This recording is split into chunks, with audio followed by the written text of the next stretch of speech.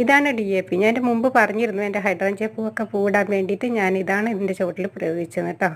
ഒരു 3-4 തരി ഇതിന്ന് എടുത്തിട്ട് നമ്മൾ മണ്ണിൽ അപ്ലൈ ചെയ്യുക. എന്നിട്ട് നന്നായിട്ട് വെള്ളം ഒഴിച്ച് കൊടുക്കുക. ഒരിക്കലും ഇതിൻ്റെ മുരട്ടിൽ കൊണ്ടുപോയിട്ട് ഒരിക്കലും ഇട്ട് കൊടുക്കരുത്. കുറച്ച് വിട്ടിട്ട് നമ്മൾ പോട്ടിലായാലും നിലത്തായാലും കുറച്ച് വിട്ടിട്ട് അതിൻ്റെ തടത്തിൽ വിതറി കൊടുക്കുക ചെയ്യുക. എന്നിട്ട് മണ്ണിട്ട് ഇളക്കിയ ശേഷം നന്നായിട്ട് വെള്ളം ഒഴിച്ച് കൊടുക്കുക. മണ്ണിൽ അത് അലിഞ്ഞ് ചേർന്നോളും. പൂവിടാനായിട്ടും ആകാത്ത ചെടികളൊക്കെ ഉണ്ടെന്നുണ്ടെങ്കിൽ പൂ മാത്രമല്ല കായായാലും അങ്ങനത്തെ മെച്ചറായ ചെടികളായിരിക്കും ചിലപ്പോൾ താമസം വരുന്നുണ്ടെങ്കിൽ ഒരു കുറച്ച് DAP അതിന് ഉപയോഗിക്കാം. അത് മാസത്തിലൊരിക്കലൊക്കെ ഉപയോഗിച്ചാൽ മതിയായിരിക്കും. ഇനി പൂവിട്ട് തുടങ്ങിയ ശേഷം അത് ഉപയോഗിക്കേണ്ട ആവശ്യമില്ല. എന്നാൽ NPKനെ പറ്റി ഞാൻ പറഞ്ഞിട്ടുണ്ട്. NPK എല്ലാത്തിനും കൂടി ഉള്ളതാണ്. കാരണം NPK വളർച്ചയ്ക്കും പൂടാനും ഒക്കെ ഉപകരിക്കുന്ന വളമാണ്. NPK ക്രമമായിട്ടും നമുക്ക് 5 ദിവസമോ 1 മാസമൊക്കെ കൂടിയിട്ട് നമുക്ക് മേലെ ഫോളിയർ സ്പ്രേ ആയിട്ട് ഉപയോഗിക്കാവുന്നതാണ്. ഈ DAP അങ്ങനെയല്ല. നമുക്ക് മാസത്തിലൊരിക്കൽ പൂടുന്ന വരെ മാസത്തിലൊരിക്കൽ ഒരു 3-4 തരി എൻ്റെ തടത്തിലിട്ടിട്ട് നമുക്ക് വെള്ളം ഒഴിച്ച് കൊടുക്കുക. പൂവ് മുട്ടൊക്കെ വന്ന ശേഷം ആ DAP ഉപയോഗിക്കേണ്ട ആവശ്യമില്ല.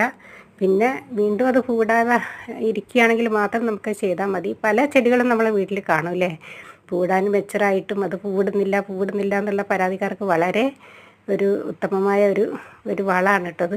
അതുകൊണ്ട് തന്നെ ഇതൊരു മാജിക്കൽ വളമാണ് നേഴ്സറിക്കാർ ഉപയോഗിക്കുന്നതെന്നൊക്കെ പറഞ്ഞു കേൾക്കുന്നുണ്ട്.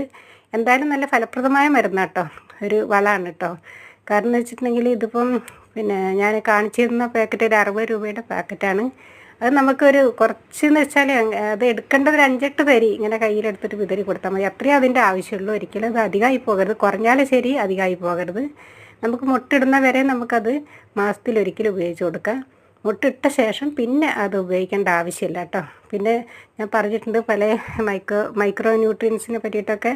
അതിൽ എപ്സം സാൾട്ട്, അതുപോലെ NPK, ഇതൊക്കെ നമുക്ക് ഇടയ്ക്ക് മാസത്തിലൊരിക്കലോ ഒക്കെ ഉപയോഗിച്ച് കൊടുക്കുക. എപ്സം സാൾട്ടൊക്കെ വളരെ കുറച്ച് മാത്രമേ ഉപയോഗിക്കാവൂ കേട്ടോ. അതൊക്കെ അത്രേൻ്റെ ആവശ്യമുള്ളൂ.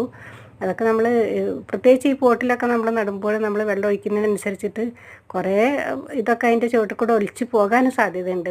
മണ്ണൊന്ന് വലിച്ചെടുക്കാനുള്ള ഇതൊന്നും അതിലുണ്ടാവില്ലല്ലോ, കാരണം പോട്ടെന്നല്ല വലിച്ചെടുക്കുന്നത്. അത്തരം പല ചെടികളെയും നമുക്ക് ഇതേമാതിരി പൂക്കാത്ത ചെടികളെ പുഷ്പിച്ചെടുക്കാനൊക്കെ നല്ലതാട്ടോ. നന്നായിട്ട് പൂവിടും. അതുപോലെ കായ് പിടിക്കാനൊക്കെ എല്ലാ ഫ്രൂട്ട് പ്ലാന്റുകൾക്കും ഉപയോഗിച്ച് കൊടുക്കുക, പൂച്ചെടികൾക്കും ഉപയോഗിച്ച് കൊടുക്കുക കേട്ടോ. ഏതോ ചെടിക്കായാലും ഉപയോഗിക്കാം. പക്ഷേ വളരെ ചെറിയ രീതിയിൽ, കുറഞ്ഞ രീതിയിൽ ഉപയോഗിക്കാവൂ. ഇംഗ്ലീഷ് വളങ്ങളൊക്കെ അങ്ങനെ തന്നെയാണ്. നമ്മൾ വളരെ കുറഞ്ഞ രീതിയിൽ പറഞ്ഞാലും ഒരളവിൽ കുറച്ച് നമ്മൾ ഉപയോഗിച്ചാൽ മതി, കൂടി പോകരുത് കേട്ടോ.